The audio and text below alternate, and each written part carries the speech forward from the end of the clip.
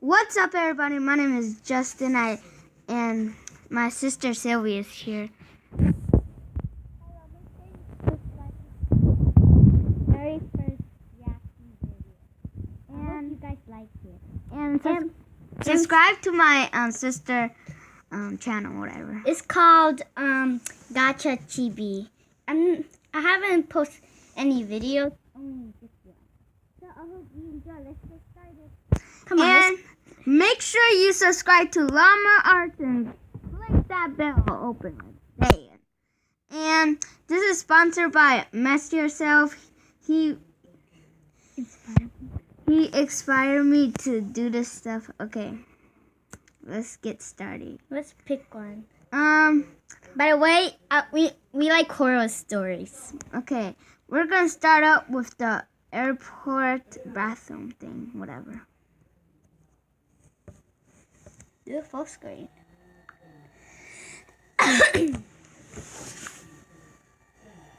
So this happened a few months ago.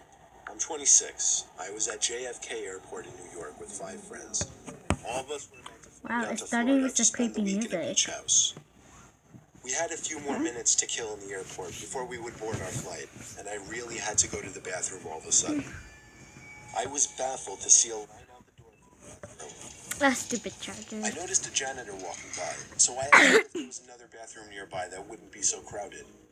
She laughed and told me she shouldn't really be telling people, but there was another bathroom past the door she was pointing at, down a narrow flight of stairs and to the left. I thanked her because she was extremely nice and followed the direction she gave me. Sure enough, behind that door that no one would think to open was a small stairway that led down to a really poorly lit, skinny hallway. Bruh, why would you go there? It was so narrow that if two people were to pass by each other, one person would have to stand my against brother cussed. Like, mess yourself. I found the bathroom right away. The door was extremely heavy and hard to push. Also, the lights were on inside of the bathroom, and it was filthy in there. Bathroom haunted? It was evident that nobody ever really came in there to clean. Now, this is a little embarrassing to mention, but when I go to the bathroom in public places, I always try to make sure nobody else is around to possibly hear me going. So after checking the stall to see that it was unoccupied, I went back into the hallway for a second to take a look down both directions. To the left, there was somebody standing at the end of the hall, in a dark, unlit section of the hallway. Bruh! It was a disturbing sight to say the least. What the heck? All I could do was awkwardly pull my head back into the bathroom and try to pretend we didn't see each other. I went into the stall and just stood there biting my fingers for a minute, dreading the thought of that door opening. And of course, it did. I saw the man's black shoes under the stall door as he walked to the stall next to mine. Holy shit. He shut the door, and then there was silence. No sound of the man unzipping his fly or sitting down. By the way, that's nothing. my mom talking. I realized I didn't really have to go anymore and went to unlock the stall door. That's when I looked up and saw the man's head peering over the stall, looking at me. What the heck? Oh my! That's an ugly face there. Oh, crap. I ran back up those damn steps and out that door, and then casually walked back over to my friends. I was breathing heavily, but nobody seemed to notice. I didn't tell anyone, just because it was embarrassing, and I didn't want my friends to make fun of me in any way. I know, I guess that seems stupid now. We went on to have our Florida vacation, and all had a good time. Of course, the thought of that creepy man haunted me every night that week.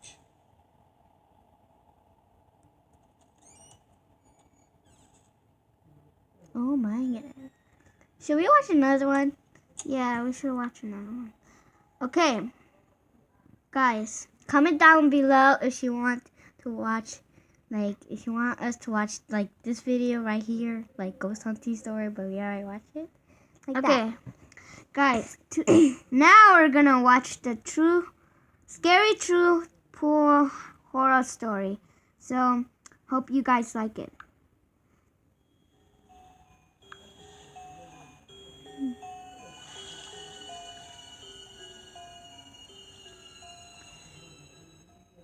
It was approaching the end of summer, and my friends and I wanted to do some cool, mischievous things before going back to school. So, we had the genius idea one night to sneak into a nearby community pool. It was actually only a couple blocks away. It's right smack in the middle of a residential area, so instead of sitting on a main road or something, it actually just sat around a bunch of houses on a quiet road. During a hot day, the little parking lot would be full and the spot would be bustling. But at 1 in the morning, the place was of course dead. There's obviously a big fence surrounding the whole front entrance, as well as a cage that gets closed up when the place closes. So our best way was to get in through the side. We snuck into the backyard of a neighboring house and hopped the fence over to the pool. It was as easy as that. The 4 of us took off our shirts and jumped into the pool, which in retrospect wasn't smart, since any of the neighbors could have heard the splashes and just called the police. But we were dumb high schoolers. It was very, very dark within that whole enclosing. This pool had no lights, which is why it closed at sunset.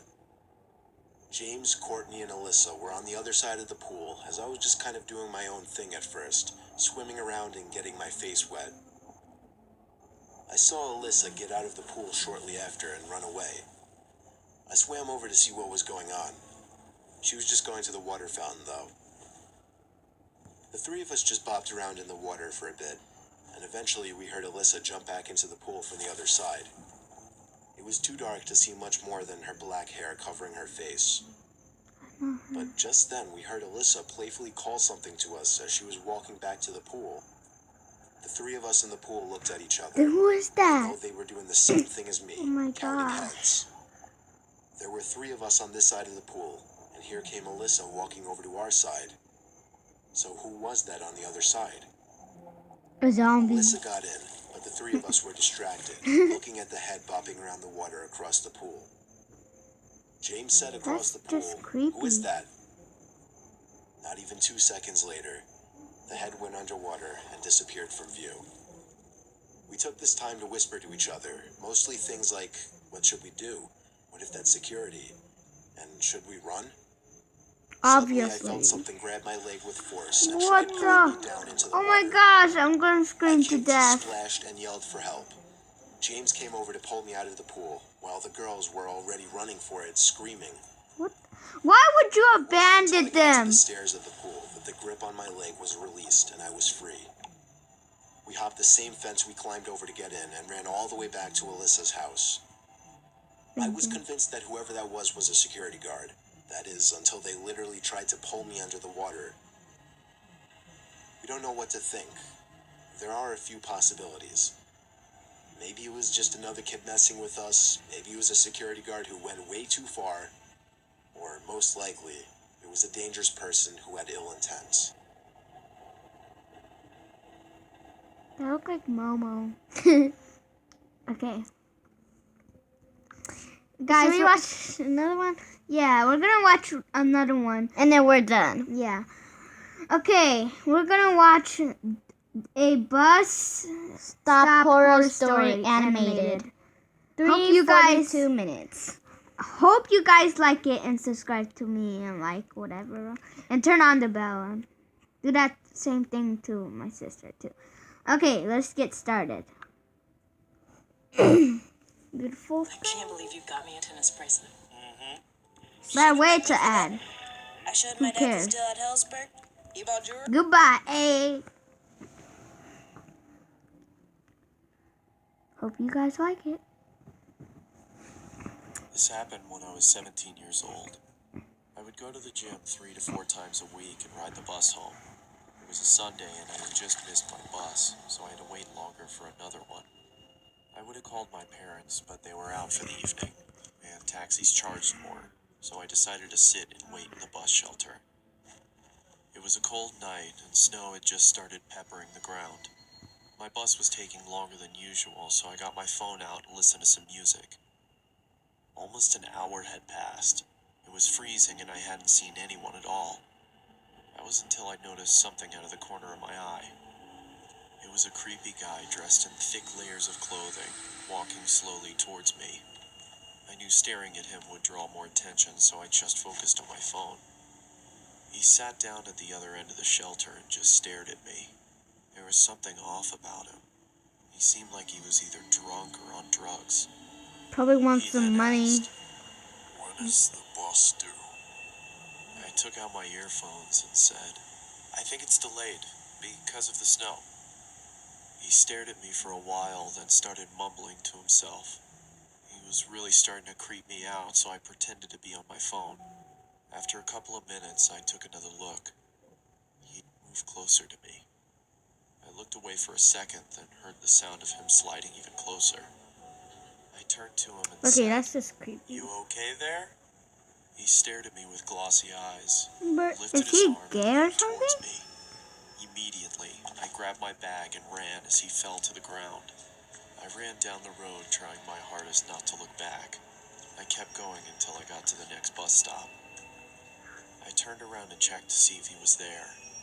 He was gone, so I went to sit down. Feeling relieved, I rested my head on the back of the glass and waited for the bus.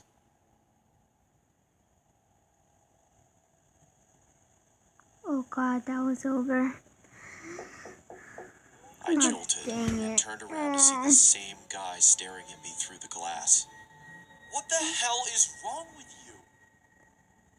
Then he started walking around the shelter towards me. "I'm warning you, stay back!" I yelled in panic as I was backing up. I wanted to run, but I left my bag in the shelter and I couldn't leave without it.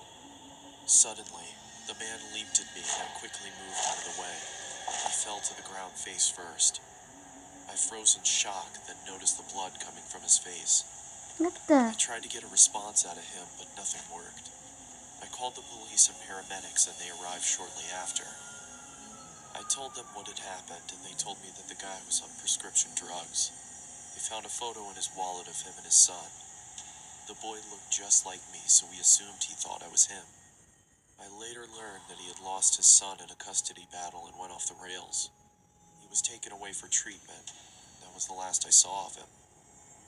I got my driver's license shortly after and have never been on a bus since. Whoa, I see his face. Okay. Hope you guys like it. And look at all these llama shirts. You can buy them, whatever. Okay. Hope you guys like it. Goodbye.